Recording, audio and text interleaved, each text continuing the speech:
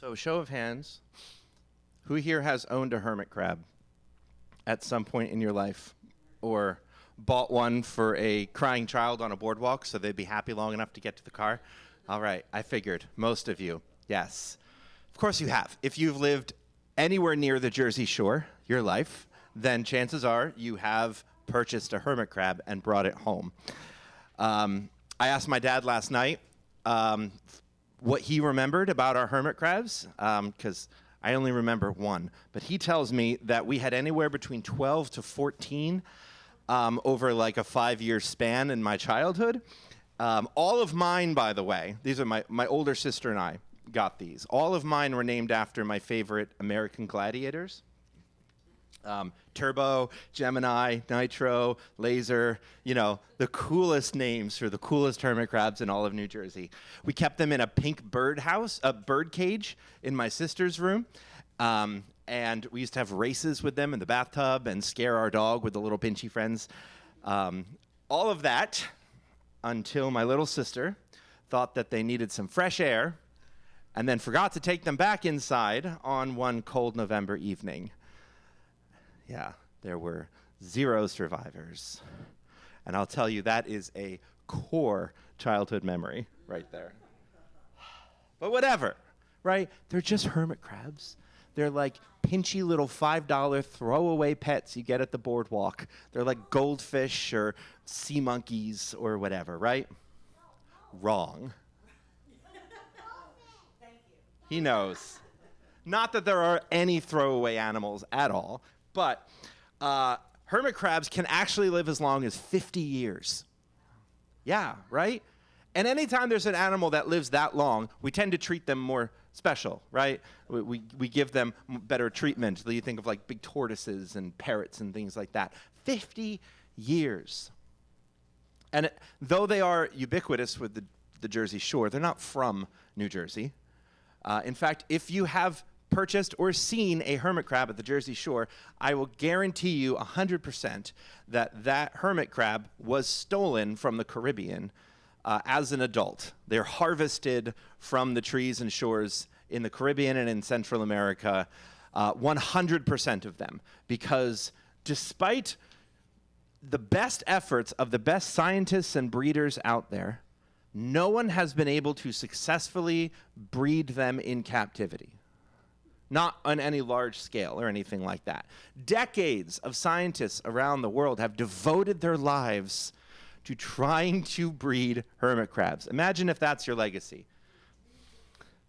And to this day, there are only about 4 people in the entire world who have managed to breed any of them in captivity.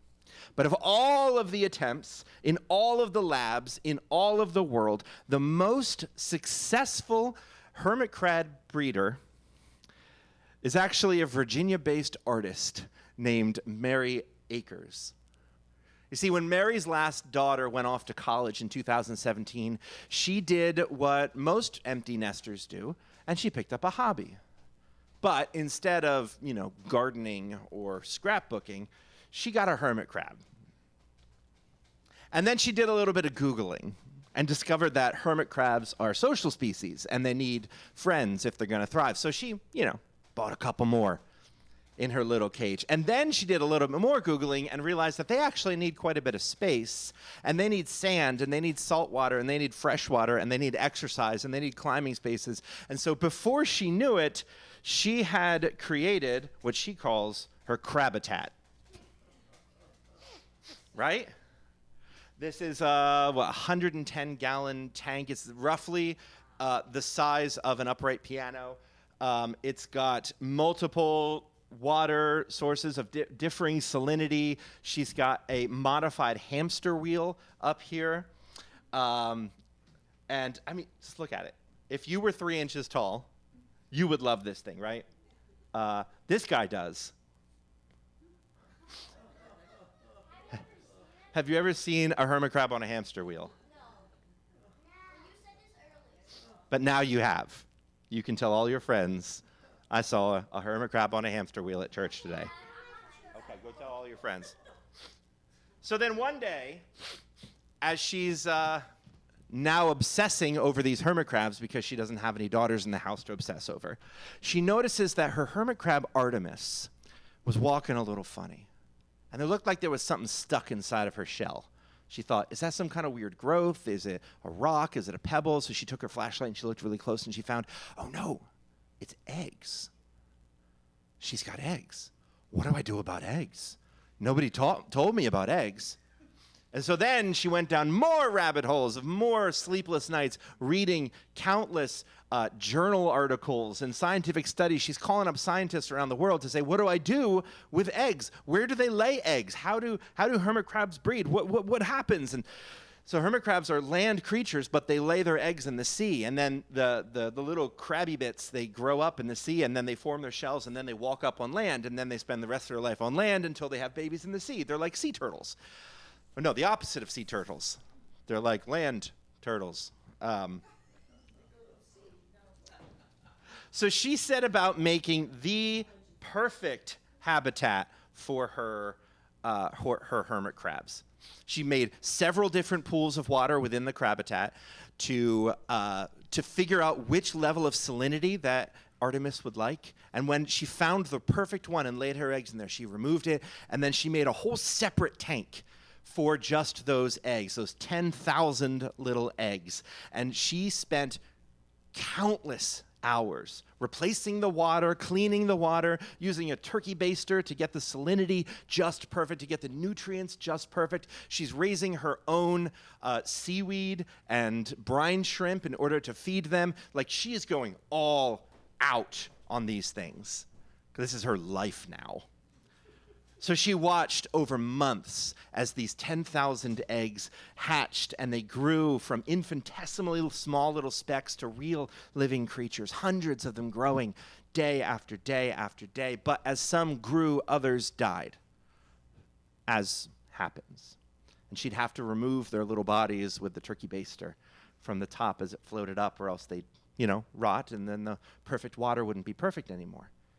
And every stage along the way, every new molt, every new growth, there were fewer and fewer alive, and she spent more and more time making sure that the water was perfect. Until one day, about 2.5 months after she started, she saw her last little swimming guy die. Absolute failure. Now, hermit crabs only breed once a year, so she had 12 months to obsess over this and do a whole lot of soul searching. So when 2018 breeding season came around, she decided to do something that was so radically against her nature, so radically against everything that she thought was good for these little things. And she decided that instead of coddling them, she would try oppressing them. Because she thought to herself, these little guys have evolved to grow up in the ocean, not in a tank. They are supposed to be in a chaotic, tumultuous place and situation, not in a perfect little tank. So she let the tank grow full of larvae and letting them get dirty. She simulated high and low tide by taking away their water and then giving them way too much. She simulated there being like swarms of food and then nothing for a while. She starved them. She overfed them. She varied the amount of salinity, the amount of food. She generally tried to emulate the ocean. Be the ocean is what she told herself over and over and over again. Be the ocean. Be the ocean. Then 45 painstaking days of what felt like abuse to her, she watched with tears streaming down her face as the very first hermit crab walked from the salt water to the dry sand. And 2 days later, the second one took the same steps. And over the next 3 months, 204 hermit crabs had reached maturity, and she realized she was going to need some more tanks. But not right away, because I want you to see how small they are when they first come out. Hold on. Come on.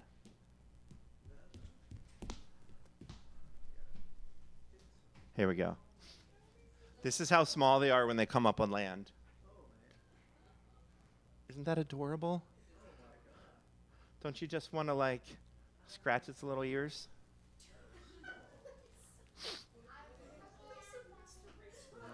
Not for real, Theo.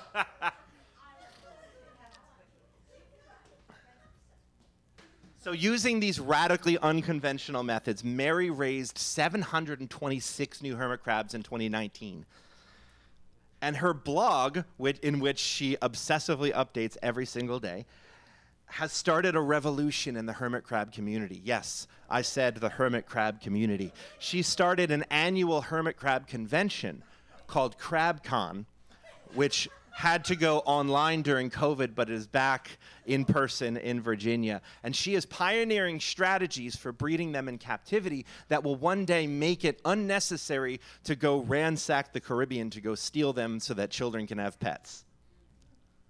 And all along this whole journey, the missing ingredient was chaos. Scientists and breeders were so obsessed with maintaining the perfect conditions that life could not actually thrive. Life, friends, requires conflict. Life requires turbulence. Life requires just a tablespoon of chaos. And all of our attempts to smooth it over in our misguided peacekeeping just ends up destroying itself. I don't know how many times I've seen a household in which one person is mean or abusive or just plain awful, and the rest of the family just wears themselves out trying to appease that awful person and trying to create this outward vision of peace and a happy family for everyone else.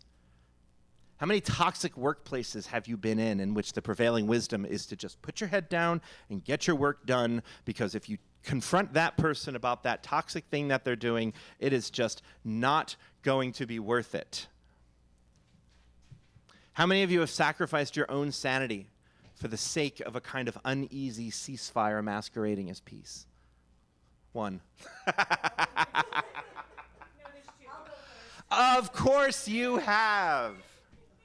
We all have. It is so much easier in the moment to avoid conflict and pretend like it doesn't bother us. We tell ourselves it's not worth the fight, I just don't have the energy, and we bottle it up inside like somehow that's less energy than just having the fight out in open. And friends, I will tell you, as a chronic conflict avoider, I am the expert in this matter. And I will tell you that avoiding conflict takes way more energy than having the conflict. Avoiding conflict requires constant internal regulation. It requires you having to put on a fake persona for everyone else. That takes so much energy. It's like the work of maintaining a perfect aquarium full of hermit crab larvae that are constantly messing it up. You end up tired and ragged, and the community you're trying to protect ends up dead. I see it in churches. I see it in church communities across the country. So many churches will allow powerful bullies to have their way while telling the victims that they need to work on their grace and forgiveness. You know, like Jesus. Meanwhile, the resentment, the anger, the hatred just ferments under the surface, and churches like that, it is absolutely deadly. And I can attest to that firsthand, multiple times. But the antidote, friends, for this kind of slow and miserable burn is right here in our scripture today. Now, Jesus very rarely ever just gives us a direct answer or advice or how-to. Jesus is always talking in riddles and parables and stories and metaphors and turns of phrase, and everyone's always scratching their head. So when Jesus actually just gives you a, 3-step plan, pay attention. Because what's happening there is Jesus says, this is so important, I don't want you to mess it up. I'm not going to give you a metaphor today. We're just going to do a how-to. So what does Jesus say? Jesus says, when a brother or sister wrongs you, you should text your BFF and say, "Can you believe that jerk?" No, you should not do that. That's triangulation, and that gets messy. No, the first thing Jesus tells you to do is to go directly to that person. Don't let it stew inside of you first. Go to that person. Let them know that you hurt them, that they hurt you, sorry. Open, honest, direct, and vulnerable. "Hey, dude, that thing that you said to me was really messed up and it hurt me." And if they're like, "Oh, dang, man, sorry about that. I don't know what I was thinking. Can you forgive me?" Then great. Problem over. Everything's done. You have a new friend. High fives. Let's go get pizza or something. But if they start trying to gaslight you instead, or giving you some BS apology like, "Oh, I'm sorry you were offended. I didn't know you were so sensitive. I didn't mean anything bad by it." Yeah. Yeah, I hear those sighs. That's when you bring in a trusted friend to mediate. Both as somebody who can, maybe try to see some different perspectives, and also somebody who can be a witness so that person isn't then spreading lies about the things that you said. There's another set of ears in the room to hold that person accountable. And if they still don't want to make it right, well, then you go to church leadership or HR or grandma or whoever is the next level of authority up in whatever situation you're in. And if they don't respond to that, then you've done all you can do. You should feel good about yourself. Know that you've put in the effort. Wash your hands and walk away. You gave them multiple, graceful opportunities to be in good community with you and to stop being awful. And they did not choose to take it. At this point, their aggression is out in the open. It's public knowledge. It's been addressed. They can accept grace at any point, but you are not required to keep working until they do. Move on.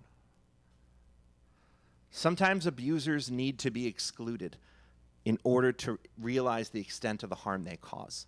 And I get that in a place like this, in which we're always talking about being an open place for everyone to be a part, I get that sounds weird. But if you are unrepentantly abusive, then you need to go. You need to be excluded from the community in order that the place might be a safer place for those who are not. Sometimes conflict done in love and with intention is how community grows. Sometimes boundaries create healing. We all want to create these sterilized fish bowls where everyone can thrive and look presentable for company, but sometimes we need to be the ocean. So I'd like to end with a quote I found in Mary's blog.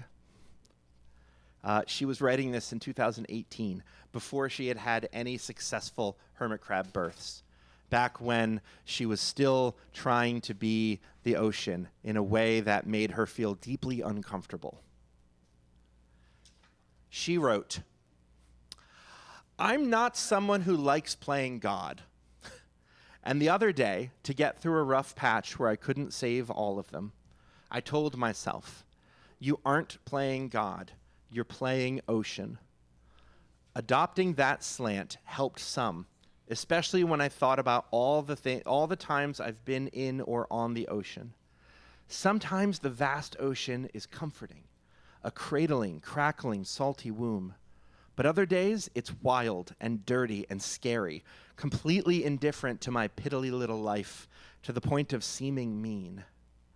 On those days, when I'm struggling hard and losing some of the larvae without knowing why, or fumbling in my efforts and causing unintended issues, I just tell myself, you are the ocean, Mary, and today the ocean is dirty and mean." So let us be the ocean, friends, and let us pray.